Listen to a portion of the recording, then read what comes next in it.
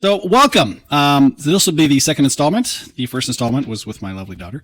Kind of a little test run. This also is a little bit of a, we're just going to be every podcast, it's a pretend podcast right now. Although maybe I'll put this out because I actually am going to have some decent audio, I think. Today, I was going to do the podcast with Vic, the, gentleman I was first going to start this podcast with. And again, we decided we would do today. And again, no show. Nothing. I get nothing. I texted him this morning. Now to be fair, he likes to do the mornings. So I was like, yeah, we can do tomorrow. And but we didn't specify mornings, I don't think. And he's like, yeah. So today rolls around. I probably didn't text him until afternoon. Is that my bad? At some point you guys are going to have to start weighing in on some of these decisions, some of my life choices. That's part of what I'm doing. I need help. I need your help. Not in a bad way. I just, so anyway, so no show on Vicky. We'll do it again. We'll try it again. But I had some things I wanted to talk over with him. But I'm going to talk anyway. So here we go. Let's talk. So second go around. I assume anyone watching this probably knows me already, but if not, I'm a hairstylist and a musician, and now a very highly successful international podcaster. So those are the things that I do. I'm a dad. I am now a single dad. We'll get into some of that down the line. Of course, it's a small town, and I'm not, and I would never. I'm not here to, we're here to lift people up. So, but I'm a hairstylist. There's a code of confidentiality there for one thing. And so anyway, that's how that goes. Worry not, but we'll get into some stuff. Don't you worry. We'll talk about stuff like what I'm listening to, watching, reading, that kind of thing.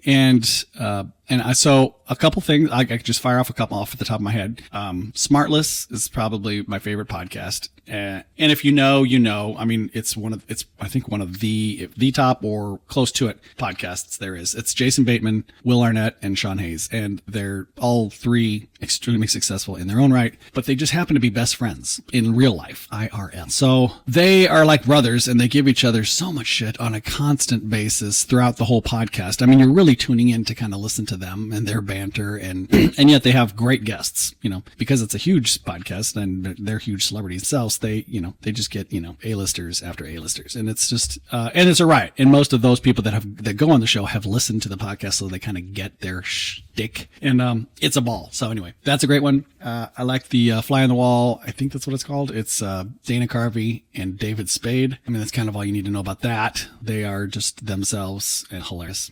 Conan's is great. Conan Needs a Friend. That one is awesome. That one, for a long time, that was my favorite. And it's in I need to kind of get back to listen to that, because there's something. Conan is as goofy as ever, of course, like we know, and he'll carry a joke way far past the point of, of what he should. And yet he pulls it off so great. He's so brilliant and so self-deprecating. You wouldn't know, he's a Harvard grad. He's crazy smart. He's a historian. But he just loves to goof around and play, and I love that. And his guests, he gets great guests too. And it's a long form, he does a really good job at getting into some stuff that you don't know about these people. And I also love that his longtime assistant Sona, who was his assistant during his whole run on TV, and he'd put her in bits all the time. Because he put her in bits all the time, she became so kind of popular in her own right as his assistant. And there too, he'd just give her so much shit. And and the way that she took it was just so kind of endearing. So she is now not his assistant anymore. She's actually his co-host on the podcast. And her and Matt Gurley, the producer, I think one of the producers, he is also on the podcast with them. So it's those three. He kind of still has that relationship with her where he'll just like give her shit, but she completely hold her own. And, she knows she can do no wrong. So it's cool. It's really, that's part of it too. Some of that, that's why I want a partner on this podcast, because the things I like about both those podcasts, and I'm just kind of thinking out loud here now, it's about those relationships. That's why I like it. So a one-man podcast is just not going to cut it. This is not going to cut it, because I want to banter, and I've got no one to, and Vic, come on, man. I just did his hair this week, and we were laughing behind the chair and having a good time, and we were going to do this today. I have another client, and Scotty, we were going to do it. He may also come on here and be a periodic co-host with me. He had interest in that, and I did too. And then he kind of ghosted me. Scott, where are you? I know you're busy. Oh, you're a doctor. Big deal. I mean, come on, Scott. Let's go. I mean, how important can that? Pick up the phone and text me. I don't call. So, are you like me? Do you wish that the phone did not have a phone app on it? I kind of don't need it. Don't want it. All right. Don't call me. Anybody. What else do we have? So, what are we listening to? So those are my kind of top podcasts. I like I've Had It. I like those two women from deep in the red state of Oklahoma, and they are hilarious. Yeah, they're great. They're great. They're getting the press. I have talked about the podcast, Call Me Daddy. But I don't listen to a lot. I mean, it's definitely a young woman centric type of podcast. Which I don't mind that. I kind of like getting in on that too. I mean, I'm a hairstylist. I mean, in the back of the salon, in the back room, I hear a lot of stuff that's going on. Sometimes they share stuff with me and I'm just like, whoa, okay. It's fun, but it's interesting. And, I mean, I've worked my whole career like that. And so I've always had a little bit of an inside scoop on that stuff. And that's kind of what this podcast, Call Me Daddy, is kind of, I mean, they lay it right out there. They do not hold back. But I just don't get I don't take time to listen to that.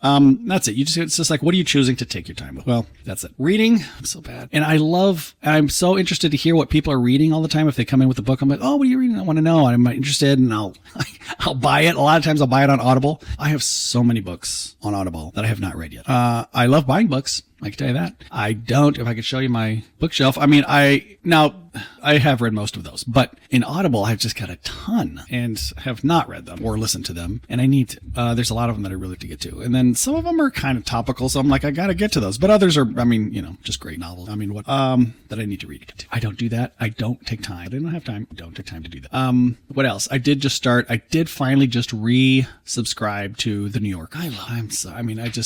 How can you not? It is, I mean, it's a staple. I mean, it's just so well done. I like having them around. So I actually subscribed to the digital and the hard copy, because I like them. I like having them around. I like being able to peruse through them. I like their cartoons. I like to be able to, see, I even like their ads. I even like, what's going on. What are they, who's supporting them? Everything is just so well curated. Now, the Mountain Gazette is another periodical that I would love to get. I think it only comes out twice a year.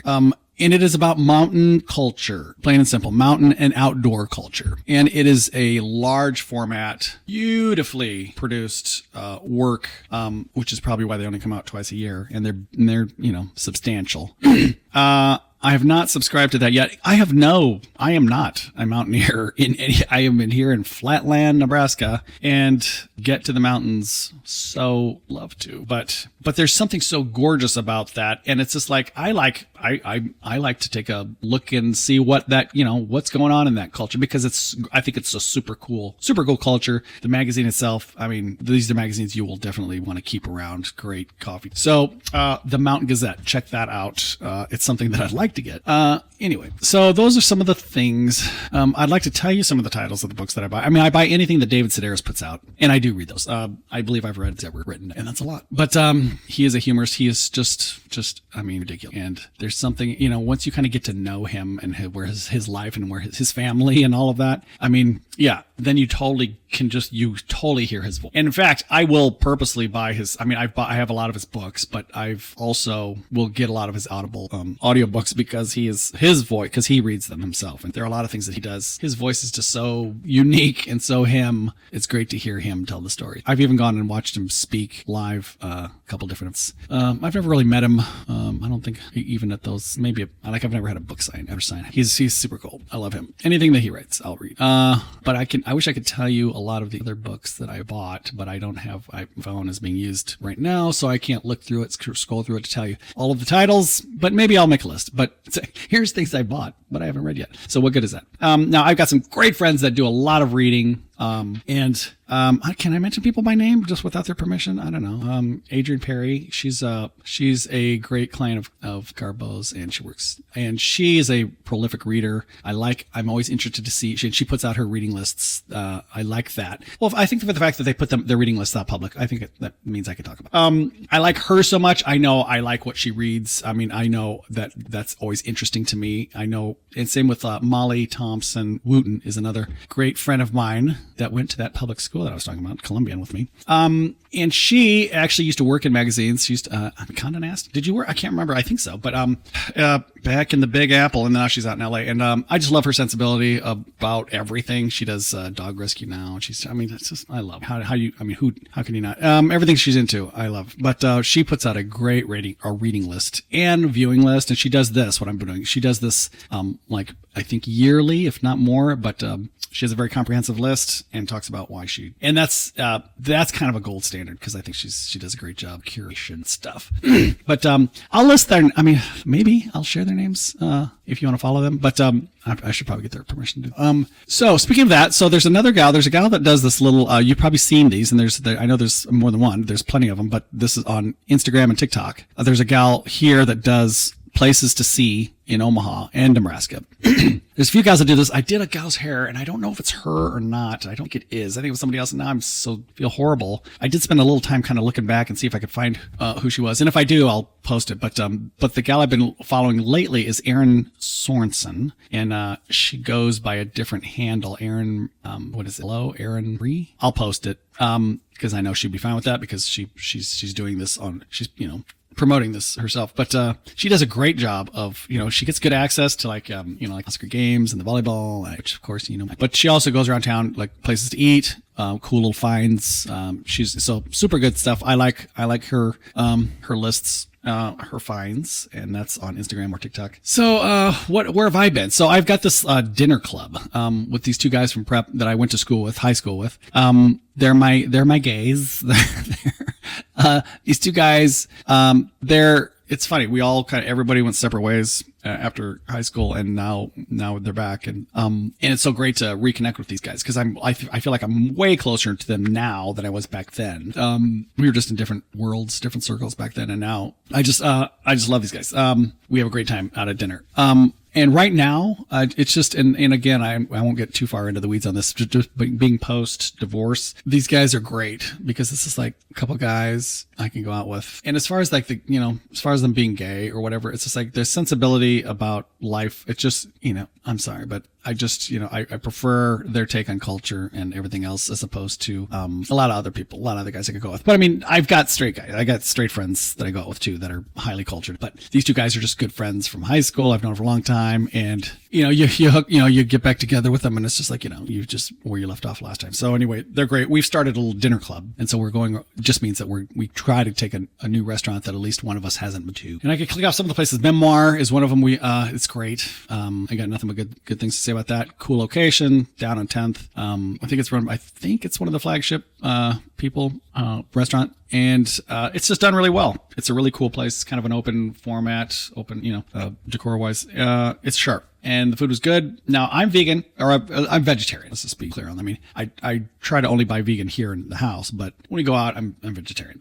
So no fish, no animals, but dairy. Like I don't get excited. It's fine. Whatever. Just like yeah. But here's one thing, and if you're not vegetarian, you don't give a shit. But I think you should, even if you're not vegetarian. A restaurant should have at least a vegetarian entree, if not vegan. I think it's just, and I know there's a lot of chefs that are like, well, who gives a fuck? They just don't care. They don't kind of accept or support that, or it's just like, well, that's not what I do. It's just not my thing. I am, but it's just like, yeah. Well, learn. How about that? So, I'm sorry. I'm coming staring right at you. Figure it out, because guess what? You should know how to do it. So don't have something that you throw together. If I ask for, I don't want to have to substitute. I want a meal that you created. That's why I'm there, because I want to hear what I want to eat, something that the chef has created and has deemed worthy of his menu. And I want it to be vegetarian. All right? It's just, that's important, I think. And if you don't give a shit, that's, whatever. That's fine. I don't have to go to your place. But, some of these places that we go to, and I won't name specific, like we did go to one that I kind of was just like, kind of a swing and a miss. And that's one, and it's one that's getting talked about a lot, but, not a single, and they had a lot of entrees, not a single vegetarian even entree. And it's just like, not pasta or something. It's nothing. And so disappointed with that. Now, I did put together a nice meal with some great, they had some really good sides, hearty, real sides, and even an appetizer. And it was great. The food, it was good. Just disappointed, but I was disappointed in the lack of entree. And then also disappointed in the ambiance. The ambiance was just not, the build out I had a problem with. Like it just was not, it was at a strip mall. It was not, which is fine, but I mean, like, do something with it. I don't want to feel like I'm in a strip mall when I'm inside the restaurant. And I still did. And we went kind of early. I mean, shit. Maybe because we're getting old. We don't equate ourselves with old people. But it seemed like we walked in and it was just like, geez, Medicare Monday? What's going on? So anyway, so that was the deal. Wasn't crazy about that. I'm not even going to talk, but I won't mention what restaurant that is. But I will say, okay, so Clio, downtown, great. Mediterranean offerings. It was still nice out. We were able to sit outside, which, man, that was lovely. I mean, right on the there in the street. It was perfect with, and I was there with great friends. It was really nice. In fact, those friends, you know who you are. We need to go out again. So anyway, that was not my breakfast or my dinner club. What else? Star India. Loved it. Over on 132nd and Center. We'd heard some good things about that. There's an example of a strip mall, but you go in and it feels like an Indian restaurant. It was like, and they did a good job. I mean, it's nothing crazy, nothing fancy, nothing like posh or anything about it, but it was just very nice and cozy, and the food was so good. They have a cauliflower appetizer that does taste like chicken, but like a really good seasoned chicken. And don't give me what do you want chicken for? If you're it's just like, just shut up. It was really good. It just tastes good. What else? Oodalay. We went to Oodalay in Dundee. No notes. It was beautiful. It was perfect. Great service. Had a young lady that was helping us. She could not have been. She was so helpful and spot on, and like, and if it was an act, then God love you, sister, because you had me fooled. You looked like she seemed excited about what were we going to order, and helpful. Just love a little bit, just to give me a little bit of a please. I mean, we could talk about service all day long. So there was that. That was great. Food was great. Everything that everyone had was great. So yeah. Oodalay and they have a great mission. And if you want to go on their website, you can read about it. I won't get into it here, but it's awesome. It's fucking kick-ass. But, can I drop the F-bomb on the thing? I think I can, because I don't want to be held back. But I won't throw it out haphazardly. Oh, just enjoying some, espresso. All right. What else? Kanara. That was loud. Kanara is a great Indian restaurant right across the hall from Garbo's in Regency, where I work.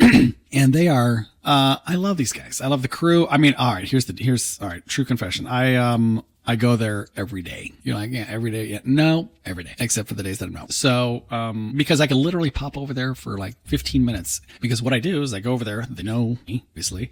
They know what I want. So I just sit down and they just bring it over. So it's just boom, boom. And all it is their mulligatawny soup and a Coke. I'm not a big pop drinker, but I do drink over there. I guess I am, because I go over there every day. I like the Coke Zero. Who knew? I mean, again, outside of that, I'm not a pop drinker. I did have that. I guess I'm kind of a liar, because I do buy root beers. I try to buy them singly, and because I've become a little bit of a root beer connoisseur. I don't drink. And I'm sure we'll have a big podcast about that someday. But I quit drinking 1,000 years ago, before many of you were born. I'm not kidding. So anyway, so I love root beer. It's brewed. I like the companies that are like not messing around. They're like, oh no, this is going to be like they put their time and their effort into a finely created, drink, beverage. Is it an ale?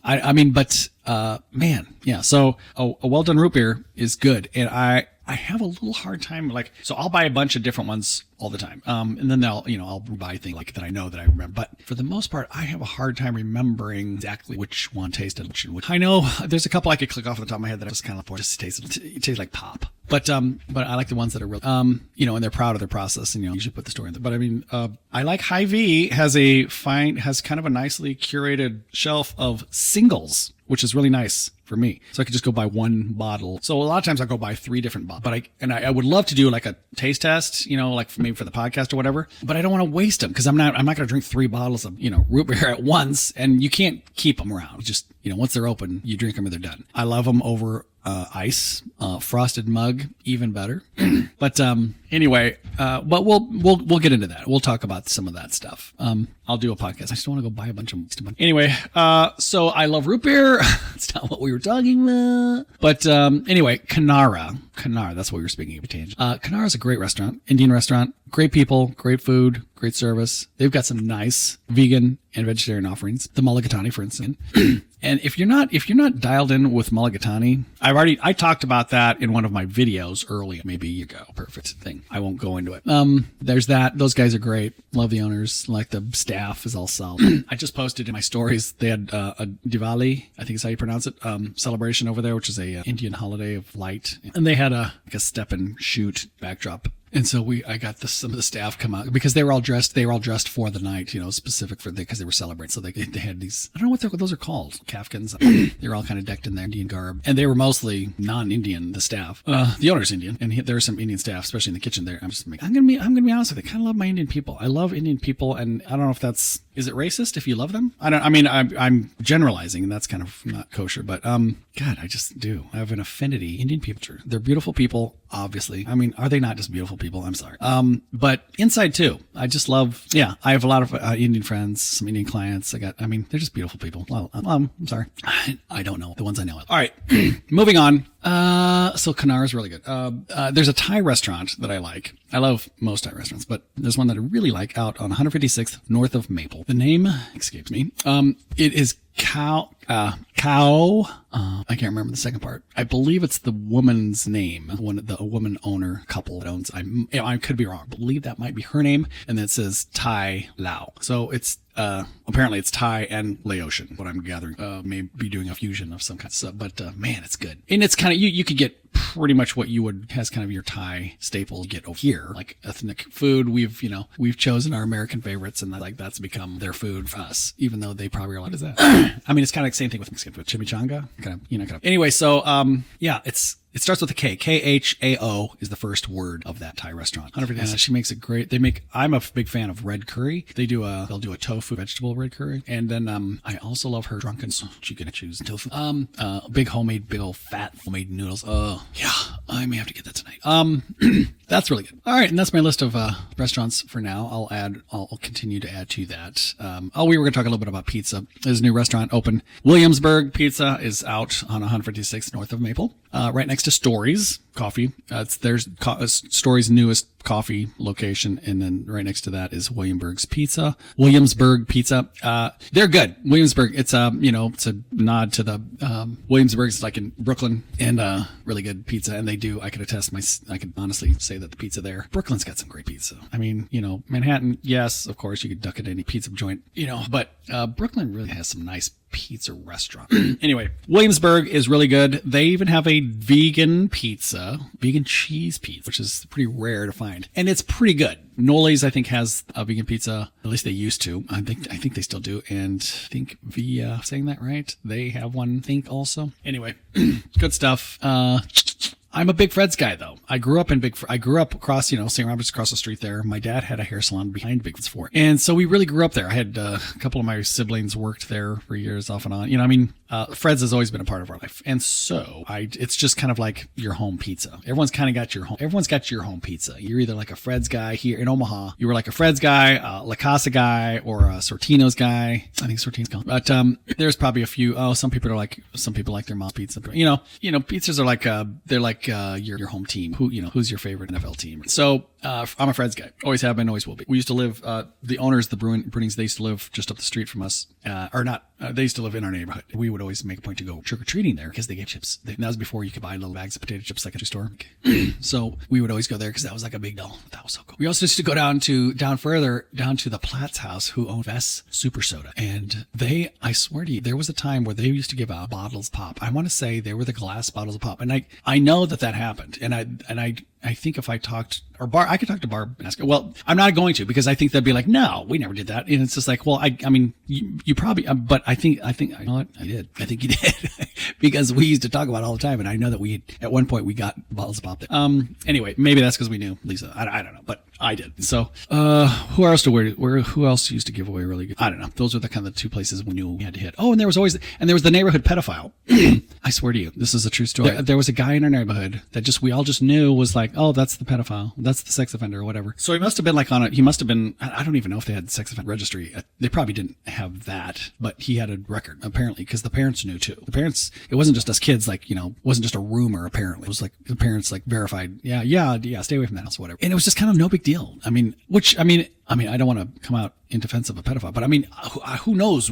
We never knew what it was for. We never knew what the offense was. I mean, if he was like a 17-year-old and slept with a 16-year-old, or, I mean, I don't know. Or if it was like a really disgusting, you know, but, either way, he was just the neighborhood pedophile, and it was no big deal. It was a given. We knew it. We stayed away from his house. Although we kind of would, you know, play, you know, I think maybe somebody even like ding dong dished him, and like, you know, we toyed with the danger of the pedophile there. But I mean, it's just a different time. I mean, that's all I can say. But, that was a house we weren't to trick or treat at. And I don't believe that he ever put his lights on. So, you know, no lights, don't go. Anyway, that guy, there was that guy. Yeah. The neighborhood had that. So anyway, that's my list for that. TV. What am I watching to TV?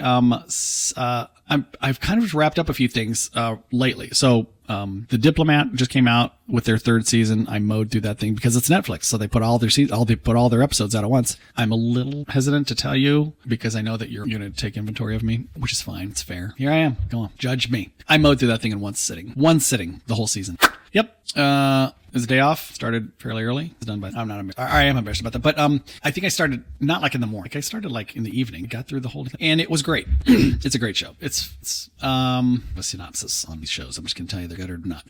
Slow House is another great one on Apple TV, and that is in its fifth. Can't remember which season it is, but they have a new season out currently. Last one, in fact, I think it's out just tonight. That's a great one. Gary Oldman, super. What else have I watched? Foundation. Now that's one that's niche-y, maybe. I think Isaac Asimov, wrote originally the Foundation. You know, he's a sci-fi godfather of sci-fi. Anyway, it's a great show. I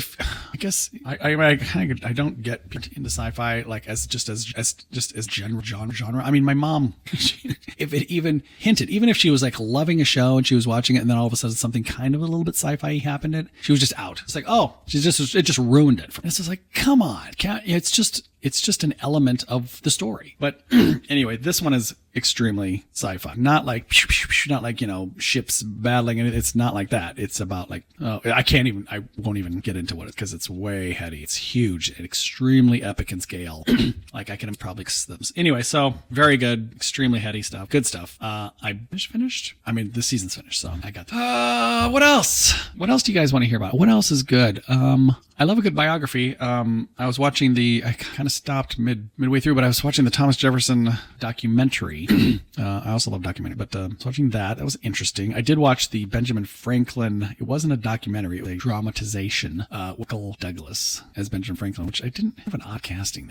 Ben, I mean, we have at least paintings, Ben. It's like Michael kept hair on his head, and I'm pretty sure he had lost it. Anyway, but man, Benjamin Franklin, there is not a more pivotal keystone of a human in the founding of our. I mean, I seriously don't think. I mean, Washington, huge. Jefferson, huge. Adams, huge in their own right, in their own way. But I think if you really had to put it down to like, okay, but who was probably the most pivotal? It's just like, is Benji. I mean, hands down. Not only what he did for us during the American Revolution, France. I mean, if he single-handedly got the French to support us. If he hadn't done that, we were losing. We were already losing. We would have been having a spot of tea over here instead of having our espresso.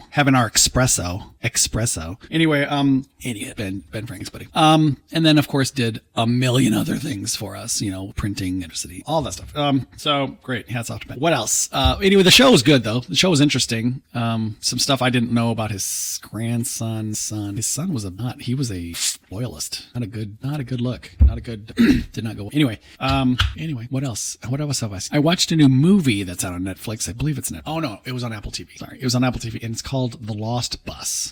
it was interesting because I knew it was a true story. I remember hearing a little bit about it. It was during one of the bad California fires, the Camp Fire, and it was one that blew right over town of Paradise. They had, I mean, it was serious, 85 deaths, thousands of. Anyway, so and this bus driver played by Matthew McConaughey, an American Ferraro. She played teacher. But anyway, he gets, they need to pick up these kids, and the school evacuated. There's no bus drivers to be, because he's a bus driver. A lot of drama, high, very intense. And then he goes and gets them, and then has to drive through just hell, just flame. It's like they, according to the movie, anyway, and I don't know the real story. I wish I knew, how much of that was dramatization and that's not. But I mean, according to the movie, I mean, they should not survive. Anyway, and I don't want to give it away. But it's a true story. You already kind of know going in. So what I wanted to say about that movie is it's a pretty good movie. But I mean, you watch the trailer, and then not that the trailer is like super revealing. It's just the fact that the trailer and the story are just it is what it is. And it's just like, and then you watch the movie and you're like, oh yeah, that's pretty much what I gathered from the trailer. And so there's just no surprises whatsoever. And that was disappointing. So I felt like I watched just a longer version of the trailer, and it's just like, okay, well, yeah, that's what I thought the movie would be about. Anyway, so 2 movies I really want to see is the new one with Leo DiCaprio and in the theaters right now. Can't remember the name. And the one with Daniel Day-Lewis in the theater that got him out of retirement because his son's directing.